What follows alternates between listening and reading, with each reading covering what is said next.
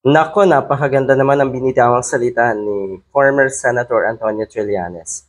Matatandaan niyo po na mukhang nagngangawa si Sara Duterte nung ma-appoint nga si General Torre bilang bagong PNP chief. Isa na dyan din na nagngumawa ay si Jinggoy Estrada.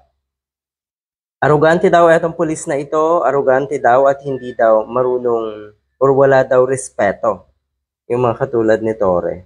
Mayabang daw. Hinay-hinay ka daw, sabi nga ni Jinggoy Estrada. Pero kinalaunan, mukhang sinuportahan na rin. Mukhang biglang cambio ni Jinggoy Estrada. Ano ba ang meron? Bakit ayaw ng mga katulad ni Sara Duterte, Jinggoy Estrada, ang mga katulad ni General Torre? Ayaw nila na magkaroon tayo ng ganitong PNP chief. Dahil alam nila na hindi sasantukin ng isang General Torre ang mga kawalang hiyaan dito sa ating bansa. Nang ibig sabihin, yung dalawang nabanggit natin ay mga walang hiya. Nakikita daw po ni Senator Trillanes na pwedeng maging senator, public servant din etong si General Torre. At yun nga, napakaswerte daw ng ating bansa sa ngayon. Dahil nagkaroon tayo ng isang General Torre bilang PNP chief. Kasi daw, meron siyang moral compass.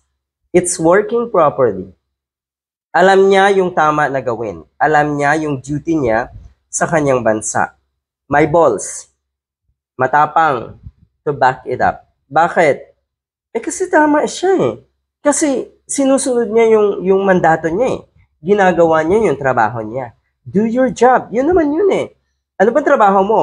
Ano ba ang trabaho mo bilang isang public official? Halimbawa, gawin mo yan ng tama, siguradong taas noo ka. Siguradong mas matapang ka. Kasi yung mga taong tapang-tapangan, kilala na natin kung sino yung mga yan. Yun po ay mga taong may sinasandalan.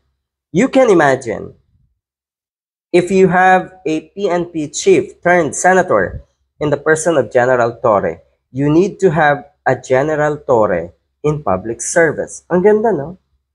Coming from Senator Antonio Trillanes. Una na pong pinuri ng mga katulad ni former Senator Leila de Lima rin ang isang General Torre at marami pang iba.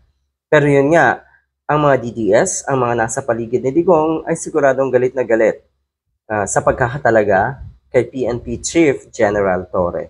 Good luck!